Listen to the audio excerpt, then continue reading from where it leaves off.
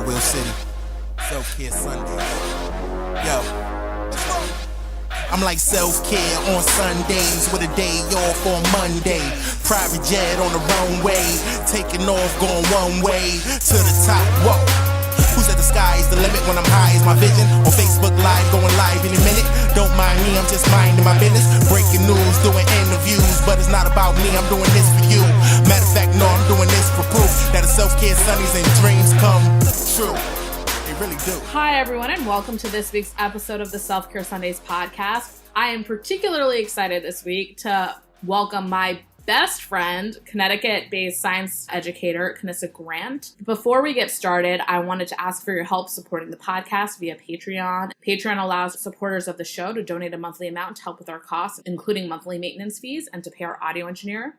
If you'd like to help us out, please check out patreon.com/selfcareSundays podcast. That's patreon.com/selfcareSundays podcast. Thank you for supporting the show. It is the generosity of our listeners that helps this information be accessible to so many people in the first place. Let's get started. So, Canissa, how are you today? I'm doing fantastic. It's a beautiful day outside. Great. So I'd like to start by asking you kind of how we start with every other guest, which is, can you talk us through a typical day in your life and kind of share where self-care plays a role? So I work at a boarding school in Connecticut. So pretty much my day is spent with kids. So a lot of it in terms of self-care, just making sure that I'm eating on time. I usually have reminders on my phone. This sounds sad, but I do. Where it's like, eat now, like. So do you just like start eating paper when the reminder goes off? Yeah. Okay. I know, right? Or I'll have like little snacks and stuff like that for me to eat in my classroom. Just making sure I stay hydrated throughout the day, because dehydration is a thing, man. It's real. I passed out one time almost because I was dehydrated. And so I have reminders on my phone that let me know, okay, make sure that you're drinking water and eating. Also, I also make sure that I do one thing that I enjoy doing throughout the day, whether it's like reading a part of a book or watching a YouTube video, just to keep me, centered on myself and that I'm, a part of this process, make myself feel good. But it also helps me teach my students as well. So those are just the little things that I do throughout a typical day to try to. So how did you develop those habits? It was kind of forced on me. I remember my first year of teaching, and also with you, Aditi. I remember your first year of teaching too. Yes. Yes. So my department chair was telling me, you look ragged, like you really raggedy. That's rough, man. That's mean. Yeah. Like you look like you've been through a war, and you have to take care of yourself. So every day, when I got out of class, it's like, what is one thing that you did for yourself today? So I would always have to have an answer because it's the boss, So I'll be like, yeah, I was here. I went out to this concert, or I, read this book on my Kindle and everything. So she had proof. So that's where it all started. And I didn't stop from there. I just had to keep it going. I was like, this is important, Yeah. Were there various times in your life where it felt like, we've been out of college now for 5 or 6 years. Has it changed how it's felt more or less important, or how, the circumstances in your life where you're teaching, getting married, like how has kind of the different circumstances changed the way you think about self-care over time? Actually, like being around my husband has taught me about how to actually take care of myself. I feel like you have to see it. For me, I'm visual in order to understand like how to do it right. So being around him, he knows how to take very good care of himself, and he's very aware of when he's not feeling well, what to do. So just watching him, he's been a little bit of inspiration where I was like, okay, when you're tired, you should take a nap. Things like that where it's like... I didn't get it. I'm like, naps, and, taking that time to nourish, like create hobbies for yourself, like he plays basketball. Like I like to like watch videos and, create stuff. And, creating a lot of my materials actually is relaxing for me. So I've started to do more of that and drawing and being more creative. So that has helped me. So watching him and seeing how he takes care of himself has actually helped me be better at taking care of myself. So do you think your identity informs your self-care habits? Because you referenced that, observing your husband kind of helped you learn how to do self-care. And I wonder if that's like gendered. I wonder if you feel that men have more space to, you're laughing. I can see, our listeners can't see, but I just want them to know, to take care of themselves. I'm wondering, whether it's about gender or race, how kind of your identity has shaped your self-care practices. I think based on what I have seen, I don't want to generalize with my own father and now my husband, that there is a certain level of women needing to take care of their husbands in terms of that, family role. Yup. This is a fight. This is a fight you and I have had a lot about whether that should be expected or not. So just for context for our listeners, why this is so amusing to us.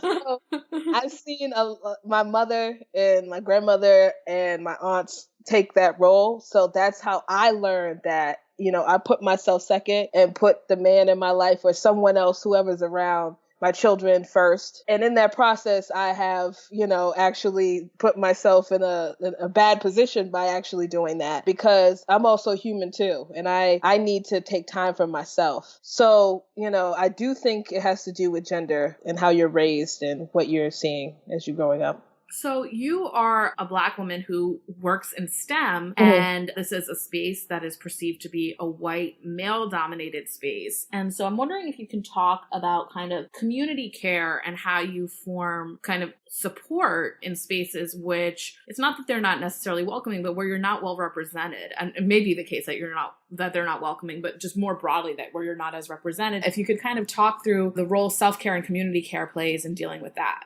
The role that I take now is just being myself, not being afraid to be myself, because as you said, I am the only one of my kind, at my school and in many spaces, especially dealing with science and STEM fields. So I usually make sure that, unapologetically, I am being myself. I use my own language. If I get loud, I get loud. You know what I'm saying? I want to be the person in the room who is talking and contributing, because before I would be very silent and not, say anything. And you should just get this look, though. You'd get this look.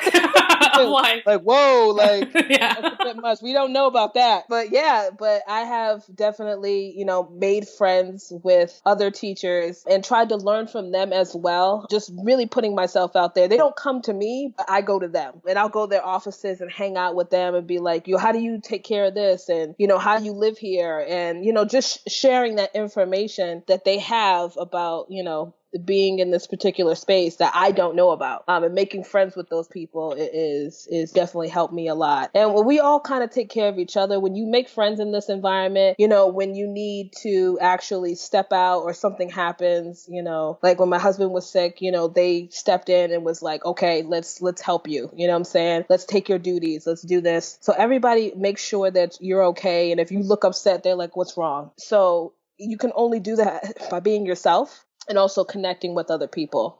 So what I'm hearing you say is that it's twofold. One is about seeking out community that, if you're the only one, people may not feel as comfortable reaching out to you, but when you've reached out to people, they've been responsive and receptive to that. Yes. And the second thing you're saying is that only works if you're willing to be, vulnerable and be who yourself, because otherwise, how can someone reach back to you? How can they give you what you need if you're not being honest about what you need? Correct. Yeah. So I know this summer you and I had spoken about that you wanted to spend time this summer building more of a community amongst teachers of color. Could you talk to us about that a little bit, about how you've been reaching out and doing some of that? There's a couple of organizations that I've reached out. Black Girls Teach is one that reached out to me actually and was like, we want to actually have some mentors. And I felt like, I was like, wow, this is really amazing. Like this is a platform I didn't even think about. And they were talking about how you need to actually mentor and connect with people in order to keep them in this profession. And, mentoring another teacher who is also teaches a STEM subject is even better, because we get to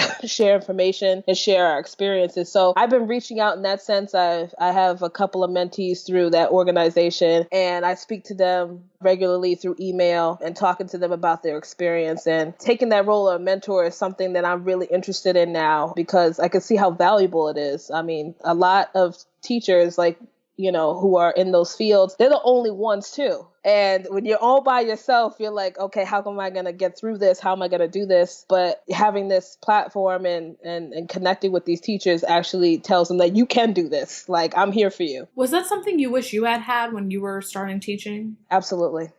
Absolutely. I kind of don't know how I got to this place, without it, I think I was really motivated and I felt like I deserved to be in that spot, and I really fought for it, but I wish I had a lot of guidance and I had a mentor through the process. And also it sounds like affirmation, because it sounds like you had deep belief in your worth, but I'm sure there are moments when things aren't going so well where having some external validation could be really helpful and affirming. Yes, definitely. I went through a really tough time when I transitioned from my first school to my second school. When I was working in New Haven, the environment was a little different, but they wanted to actually form a program that, I kind of didn't agree with and I didn't think was going to work for the students, because I always have my students in mind. But I saw how it wasn't working and I felt like, I was the only one in the room who understood the experience of these students and I wasn't being heard at all. So that was a struggle for me. I didn't know how to navigate that. So if I had someone who was in that position, because I'm pretty sure they're out there, to help me through that process, it would have went a lot smoother. So, you're talking about kind of creating programs for students, and I know that you're particularly interested in working with students with special needs or disabilities, and I'm curious about what you'd like to see changed in our school system that would enhance the well-being of students and instructors. On past episodes of the podcast, we've talked about meditation in classrooms or art in schools, but I'm wondering what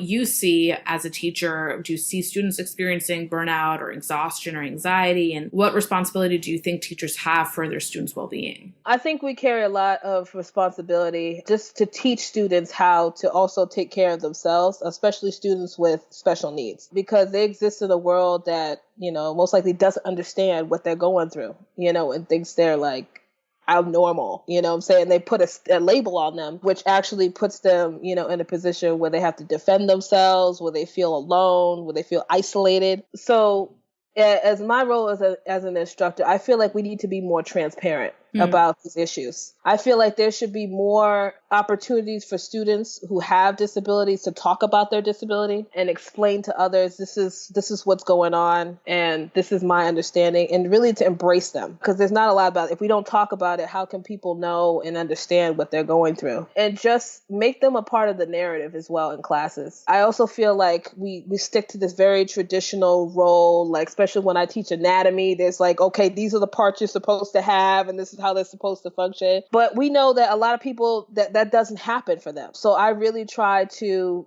have that, talk about disabilities when I discuss anatomy or in other spaces, other parts of my curriculum as well, just to give my students an idea of, there's other people out here, they're important, they matter, so that they have the ability to be like, when they go out into the world, they won't judge people for who they are. So it sounds like you feel like it's important to introduce like a social justice lens to your curriculum. Correct. So how does that work? Because I can imagine that could be very controversial. So there's a lot of activities that I'm incorporating into my curriculum where we can actually have those conversations in a healthier way, because there is a way to do it. It feels uncomfortable, but that's fine. But there is a way to do it. There was this one issue in my environmental science class where we talked about global warming. And there was one student in one of my sections that did not believe global warming was a thing. Now, I asked him to explain his position. I gave him a platform. I asked everyone else to be quiet and allow him to talk. And he shared his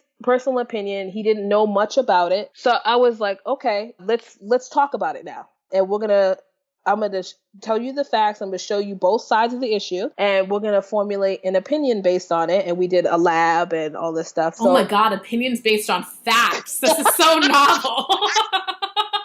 Right? So I specifically told the student, I'm not here to like change your mind. I'm here to give you the information that's out there. And then you can decide what to do with it. So at the end, we had a debate where we had to actually argue before like a council to get some funding for a program that would allow people to build windmills, and I think it was South Africa. So this was like a simulated debate you did? Right. Yeah. So I wanted it to actually be something real, because it's not real. Like a real life issue. Right. not just to be like, global warming, what do you think about it? You know what I'm saying? Because there's so many different aspects to it. And this student wanted to be on the side of supporting building like the windmills and stuff like that. He actually talked about climate change in his argument. And I felt like, I was like, wow, like this is happening, like, it's like, and I took him aside at the end of class because I didn't want to do it in front of everybody else. And I was like, in the beginning, you were really like against it, and it was resistant. against your political views. Yeah. And he was like,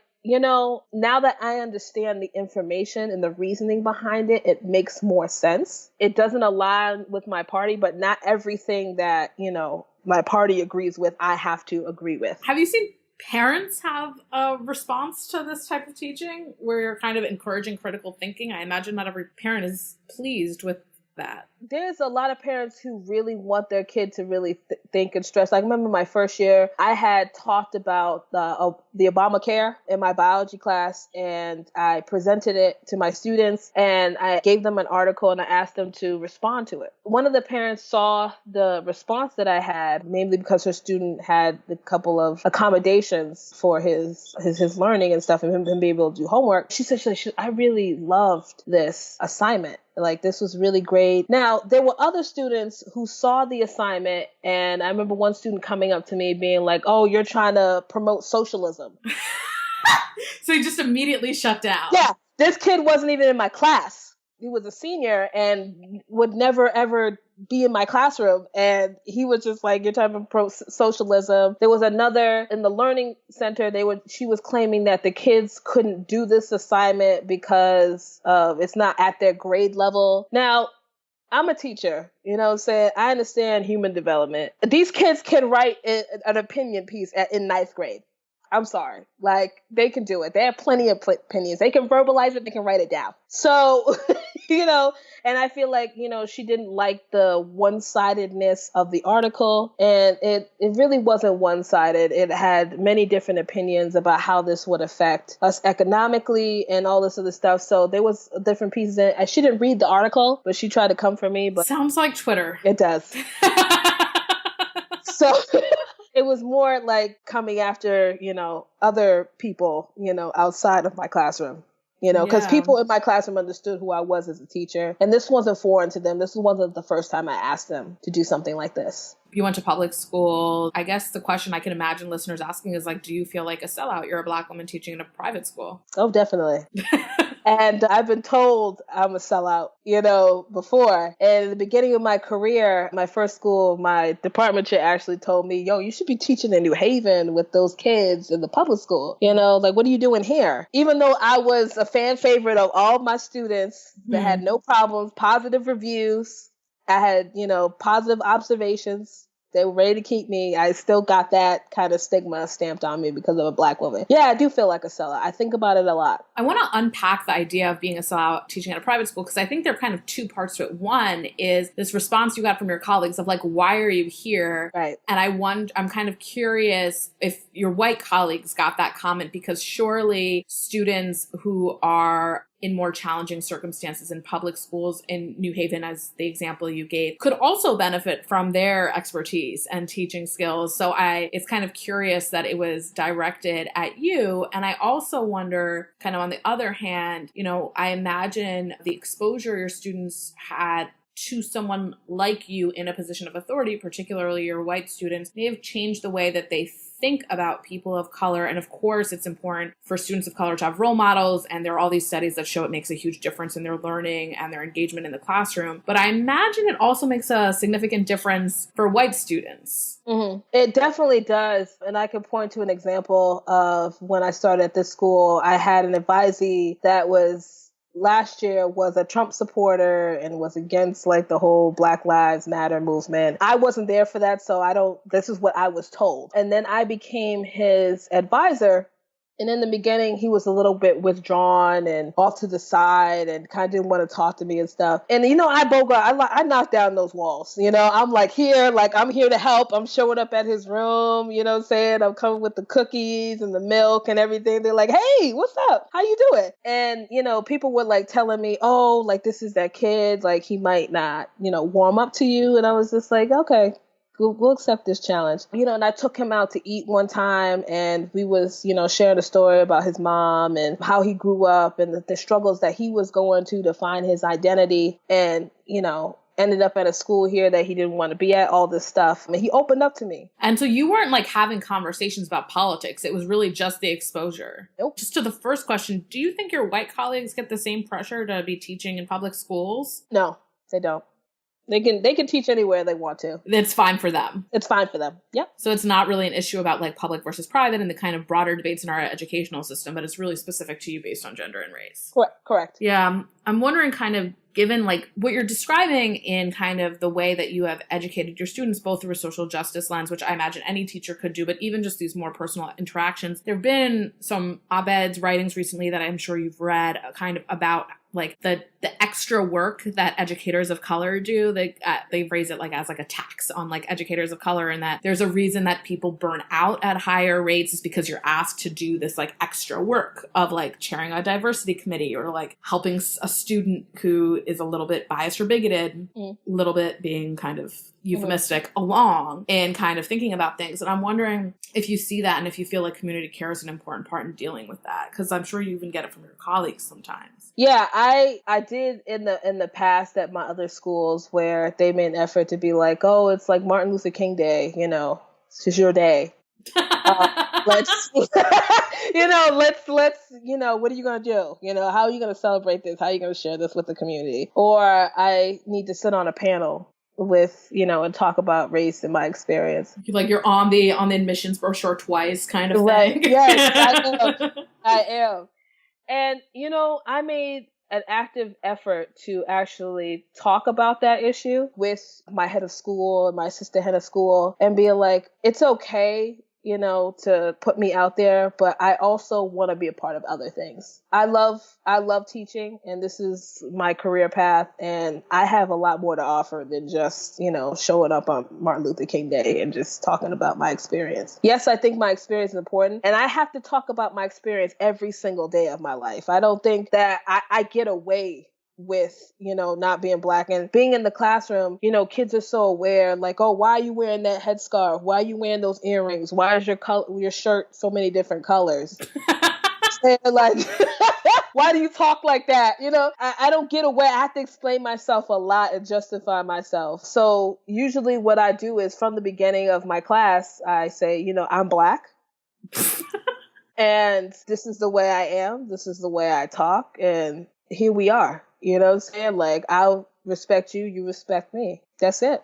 You know what I'm saying? Like, I gotta let them know. Do you feel like from your students, it's about curiosity, or is there already at that age kind of an underlying bigotry? No, I think there's a lot of curiosity. I am an authority figure. There's a lot I can do to there's a lot I could do to make their lives different, go in a different way. So they do respect me in that sense, but I allow them to ask questions, and I get to know them and they get to know me, and that's what makes the relationship. And that's how things should be done. I don't think we should put up that wall being like, don't ask me any questions about my race or why I'm wearing or why I have braids in my hair. You can't do that in this space. So I open up the door for everyone to ask me questions if they want to know. And also for me to sometimes to say, I don't feel like answering that right now, or I'm just not in that headspace. Like, we can talk about that later, because I don't want to talk about it all the time. So how do you set those boundaries, and how do you decide when it's appropriate to set those boundaries? I form relationships I work in a very small community, and where I worked at other communities, I have people who interact with me. I know all of them. So when they ask me questions, and I say, not right now, they understand that it's like, okay, she's not being mean. She's not being rude. She's not trying to come for me. She just needs that space. She doesn't want to talk about it right now. So do you think it's like you have to build a certain level of trust before you can start establishing those boundaries? Right. Unfortunately, but yes. So when you first start somewhere, or for a teacher who's just starting teaching, maybe that's not something they can do. No, they have to build that trust. But it's worth building.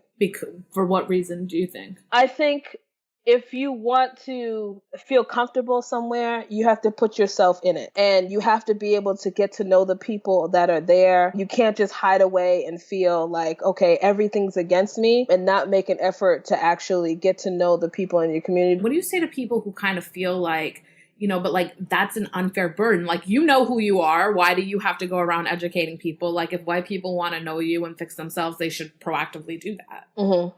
I think that unfortunately it is a burden that we have to unfortunately partake in. I've read a lot of W.E.B. Du Bois and Malcolm X, and through their literature, they talk about the issues and the problems, but I understand how much of a burden it is, but they explain why it's important to have that voice. And that's the message that I take from that. I'm a voice. And if it makes it better for the next generation of teachers who are coming into this environment, or better for the Black woman that confronts one of my students, I'm here for it.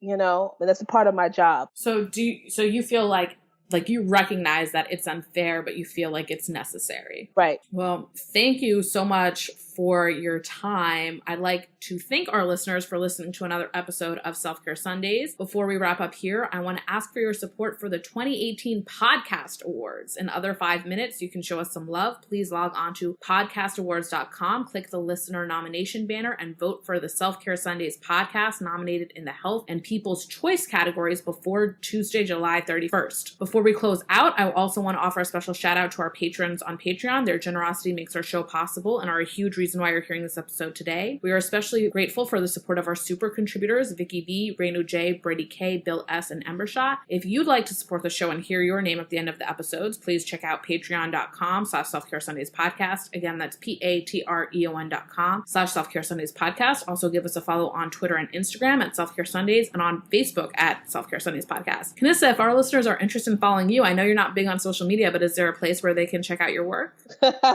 Not yet.